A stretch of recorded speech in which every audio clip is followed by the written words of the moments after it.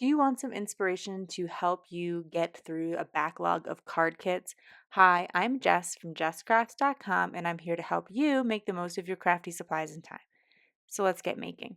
Today I am working with the January 2023 Spellbinders card kit of the month, but this will help you to work with any card kit that has pattern paper and would also work if you don't have a specific card kit, but you just maybe assembled some things from your stash that kind of go together, or you have like a collection kit because sometimes you can purchase pattern paper and matching die cuts. This method works really well for busting any of that stash, and it focuses on how to do it. I wouldn't say necessarily as quickly as possible, but pretty much as fast as I know how to get through pattern paper and embellishments. So what I'm going to use, and if you've watched my channel before, you're really familiar with this, I am going to use my paper busting templates, which means that I will be able to make cards with pattern paper without making any scraps. So the first thing I did was divided my pattern paper into patterns that I thought I could get away without using card mats and patterns that I think would need a little bit of cardstock to help them stand out. And primarily how I decided that was if you have a pattern paper that has a lot of white to it, if you put on a white card base, you're not really going to see it very much. It's going to help if it has a mat. Now, you could just go to a colored card base instead, and that might help a little bit. But in general, I do like the look of mats. So I do like putting some cardstock behind my paper, but it certainly takes more time than if I pick a design that doesn't necessarily need cardstock mats. Now, when you go to jesscrafts.com and you look at all of the paper busting templates, I picked 4 today.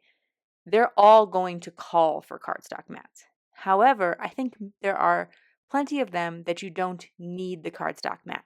So I'm going to use, or actually, I guess there's not all of them.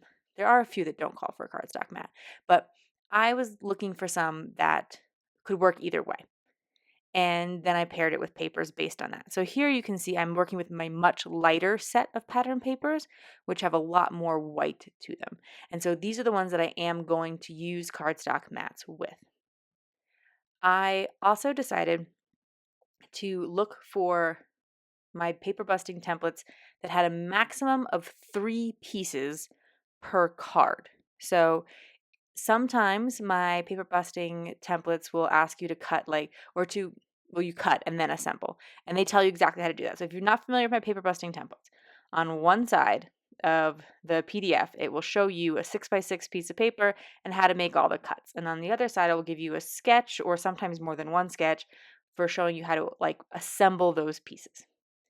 I wanted to only have 3 pieces per card or less. There are some that only require 2, and that would mean that I would be able to go much faster. Also, what I'm doing here is because I have a guillotine paper trimmer that can handle up to 10 sheets of computer paper, I am cutting 4 sheets of pattern paper at one time. I'm even here corner punching 4 sheets of pattern paper at one time. In some ways, you have to slow down a little bit if you're cutting multiple sheets because you have to really make sure that they're kind of all straightened and lined up. Like here, I'm tapping it down to make sure that all the corners are matched up. But compared to cutting each of those one at a time, it is much faster. I also would say for me, if you have a heavier duty paper trimmer, sometimes it actually does better with more than one sheet. Because if I try to cut just one sheet of thinner paper on my paper trimmer, sometimes it actually I guess I don't know the way you describe it is, but it flops around a bit more. I actually get a little bit less of a precise cut. And so when I'm working with thinner pattern paper, I actually kind of prefer, if I can, to cut more than one piece. I'm right now showing you the process for my paper busting template number 23 with 6x6 paper. If you have a card kit that has some other size of paper, like 6x8 or 12x12, I also have paper busting templates for that. So you can take all of the tips and things that I'm sharing in this video, but then go pick some paper busting templates that are for 12x12 paper or 6x8 paper or whatever you have.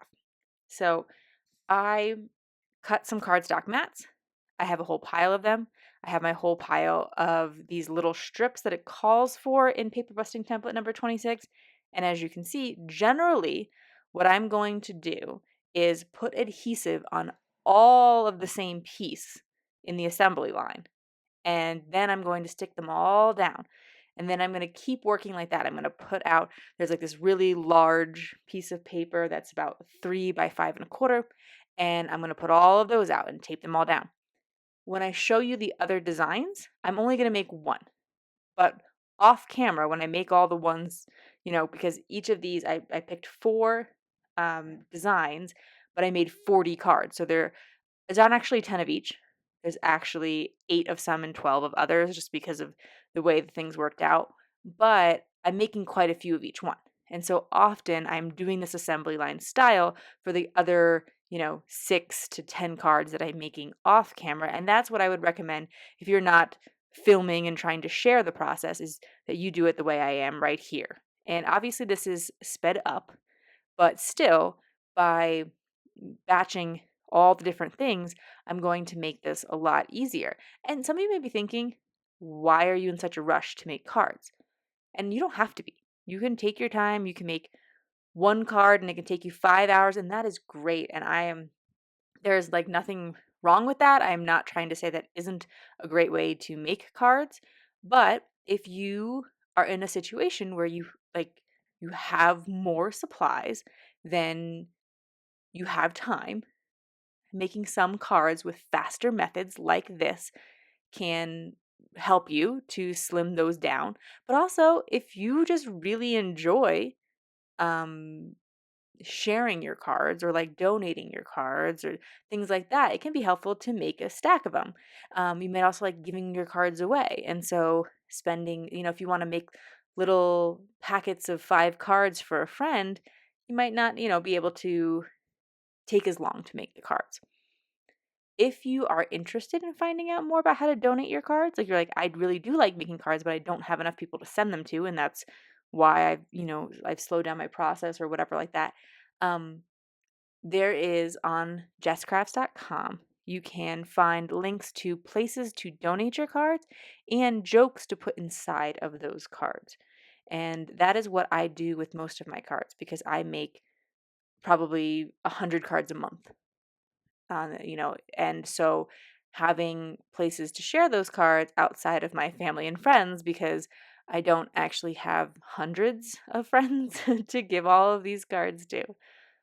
So the next part of my process, once I have assembled the card according to the sketch, and I'm not telling you all the measurements and stuff here, because you can go into the video description and there's a blog post and it will show you a picture of the set of cards, and it will tell you it's this specific sketch. You click the link, you get a PDF, you print it out. It tells you exactly how to cut and assemble everything. All of the directions are there for you. What I'm doing at this point is I am focusing on using the die cuts specifically from this kit. I am not going to use the entire kit. I tried to use as much of it as possible, but there are enough die cuts to make the 40 cards easily. There are more, I think there's more than 80 die cuts in it. I don't actually know if it tells you exactly how many there are, but it's a lot. And so what I decided to do, because I was trying to focus on really using a lot of the card kit, is to make sure I did at least 2 die cuts on every card.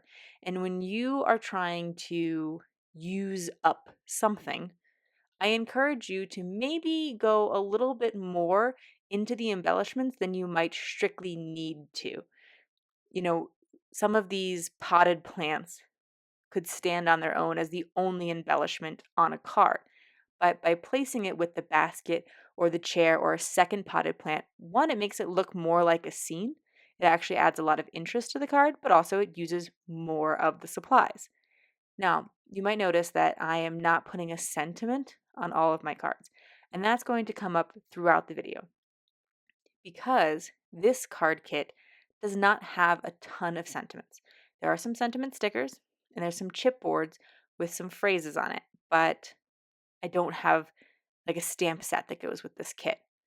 I could pull a stamp set from my stash, and I encourage you to if that, if you really like having sentiments. But also adding sentiments could, like if you had to stamp them all out, especially if you want to like die cut banners for them, could take a considerably longer amount of time. And if you're just making kind of hello everyday cards, you're going to be putting a message on the inside. So the outside kind of just needs to look pretty. So I used a lot of the stickers, the puffy stickers, that worked well as sentiments because I wanted to use them. But in the end, I did find quite a few of them weren't particularly well suited to card sentiments and were maybe a little bit more scrapbooking based, or I don't know, maybe it's just my personal preference. But here you can see I'm using as many of them as I can. And then I'm pulling in the die cuts again, trying to use multiple.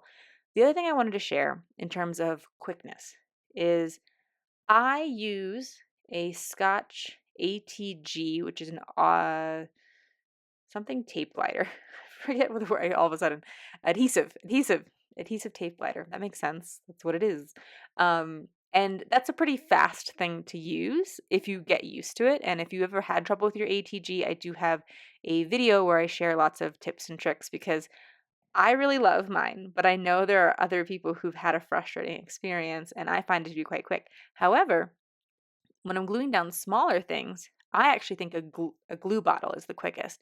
And I recommend the Barely Arts Fine Tip Glue Bottle, which is also available through Spellbinders because I can get really precise into really small areas and it dries relatively quickly and clear and all that kind of stuff. And you'll notice at some point probably that there's like a little blue thing that I keep putting my glue down in. And that is a glue lounger from Make It by Marco. She did send it to me a number of years ago, but I still use it all the time because it allows the glue to stay at the bottom of the glue bottle. And so when I'm not gluing, I can just put it in the lounger so that the tip is facing down and I don't have to like wait for the glue to drip to the bottom every time because every time you place it upright, the glue falls to the bottom and then you have to reverse it, etc.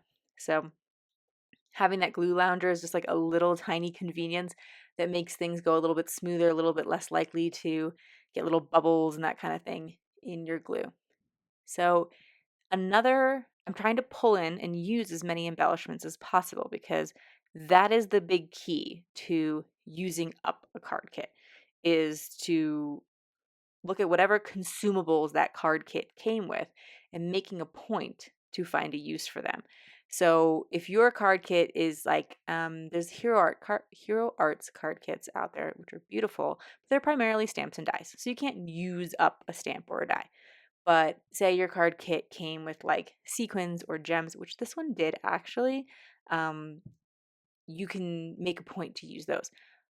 I did not use the gems today because there are some organizations that I donate to that don't prefer those as embellishments. And so sometimes I lean a little bit away from them because then I have to be a little more careful about who I'm sending my cards to.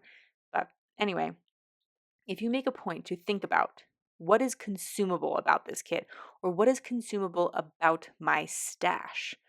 So if, for instance, you have a bunch of die cuts that you have laying around, which is what I'm using here, but even just like stickers, like, okay, well, let me just concentrate on how I could use up this pack of stickers. If you're pairing it with these paper busting templates, you're going to actually get done with something. This card kit also came with foam stickers, which you can use to pop up your elements. I will often just use double layer of cardstock, like I'll just use extra cardstock behind things to pop them up, but using the foam can sometimes be a little bit faster. So another little like, that's how you can kind of shave the margins off because you're not gluing little pieces of cardstock together and then gluing them underneath things, etc. That foam tape can be quite a bit faster. Now, here is a particular sketch that typically calls for you to put mats behind these pattern paper pieces. But I think it works really well without the mats. And So that is why I focused on sketches that didn't have a lot of different pieces, because sometimes when you have a lot of different pieces going on, those mats matter a lot more for differentiating and when you're layering things on top of each other to kind of separate things visually. But because this is such a simple sketch and the pieces of pattern paper are pretty large, you can skip the mats around them. Similarly, when I used sketch 2, and again, all of these are labeled in the blog post, but that's the sketch 2 is the one that had like a really big rectangle in the back and then a little bit smaller of a rectangle in the front. Just had two rectangles. That one also works well without any cardstock mats behind it if that's what you prefer. I just had some lighter papers that I felt like needed that. So any of these sketches could totally be used without them, but I do recommend those stronger, darker colors of pattern paper to make that work, or using a colored card base. So here are the 40 cards that I made with this card kit. Here's what's left. So no pattern paper.